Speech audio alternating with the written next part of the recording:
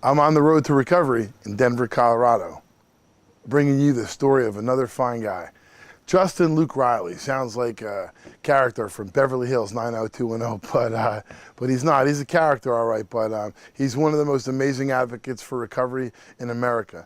An incredible story of overcoming obstacles and finding that journey to recovery, to sitting with the President of the United States addressing addiction, addressing recovery. He's really one of the finest people I know, and I'm very honored and grateful to bring you the story, the recovery story of Justin Luke Riley. For me, my addiction really began at a very young age, and it started even before I had used or misused alcohol or other drugs. For me, that means that I started at a very young age with a very severe feeling of inadequacy, of not being good enough, not liking how I looked, how I sounded, what I seemed to be like and who I seemed to be like in comparison to others. I had a deep, deep, deep desire to fit in and could not shake that feeling of not being good enough, and very, very quickly found that whether it was through alcohol or other drugs or even sports or being funny or being likable or trying to just fit in, that I could use any type of mask to make myself feel better, or at least under the impression that I felt better, though that relief may have been temporary or unfortunately caused several unwanted impacts, not only in my life, but in my family's life and in my community's life. And so for me, that's really my addiction in a nutshell, so to speak. So I really first started misusing substances at around 3rd or 4th grade, when I learned if I took X amount of pills, I could fall asleep and not have to be in my own skin because I was asleep. But really, more addictive behaviors and things like misusing alcohol and other drugs in kind of a classical way of consuming large amounts of alcohol and other drugs and other substances really happened for me in, I'd say, mid-high school, when it really became apparent that that liquid courage was kind of a cure-all that allowed me to take on anything, whether it was a tennis match, a quiz, or even speaking for a school assignment. So in reality, me utilizing those substances did yield a positive return on making me feel more comfortable, which allowed me to, in my own world, live life fully, which to me meant playing tennis, dating, doing school stuff, being likable, or at least being under the perception that people liked me, or maybe feeling good enough. And I would say absolutely that there was a very season, albeit very brief, that choice to use something to distract my mind, body, and spirit, if you will, from having to sit in my own skin did work. But it was very short-lived, and if I were to be honest, which obviously my intent is to be, that I don't know if maybe other than the first couple of times that I innocently feel that I felt that I had a solution that worked. I am now a new parent, which is obviously extraordinary, and I can now for the first time imagine what it must have been like for my parents to worry where I was and how I was, and would I be home, and would I be okay if I made it home.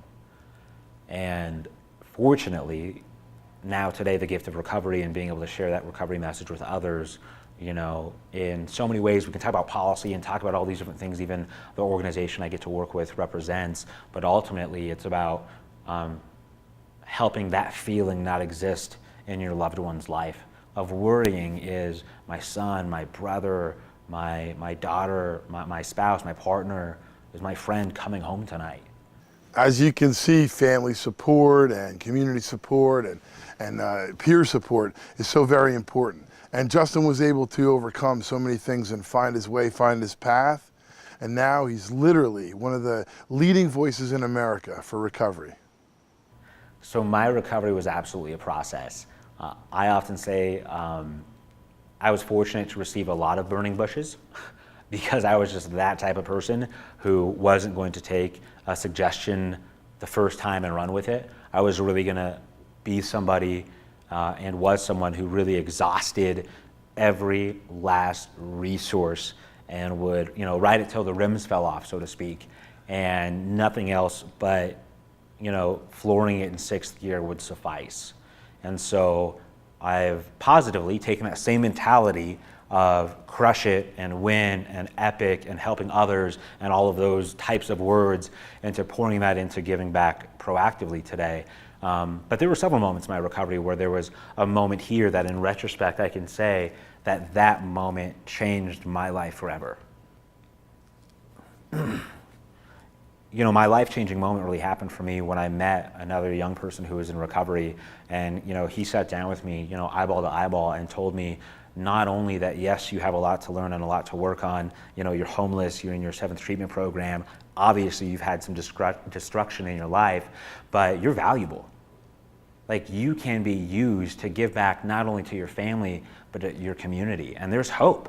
And that if you're willing and you're able, not because you're qualified, but because you are willing to be teachable and to serve others and to work hard and to do whatever it takes, regardless of circumstance, to not only improve yourself and be committed to your own journey, but to pay that forward, you can make it. And you'll go on to one day sit across from somebody with a camera, or stand up in front of a group full of people, or sit one-on-one, or sit side by side a family member and give them hope in a way that nobody else will. And in that moment, in November of 2007, I heard that message, and my life has never been the same.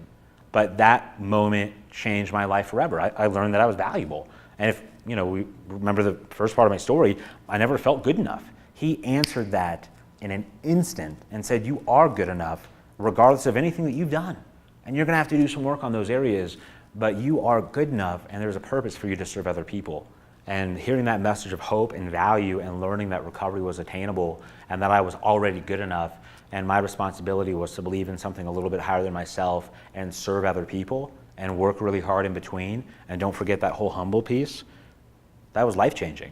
I never learned, or I never heard, or I never put two and two together that recovery, or being in recovery or seeking recovery, is not just about putting something down, or not picking up, or not inhaling, or not snorting, that it was about adding tremendous amounts of spiritual principles, different types of programs, different types of way to serve other people, that for me, recovery is far more about what I can add not only into my life to grow, but to really, more importantly than even my own self-improvement, but my recovery is less about what I don't get to do today and more about what I can do and what else I can do for other people around me, whether that's my family, whether that's strangers, whether that's our community. And my recovery is far more about what more I get to do today than not doing X, Y, and Z behaviors.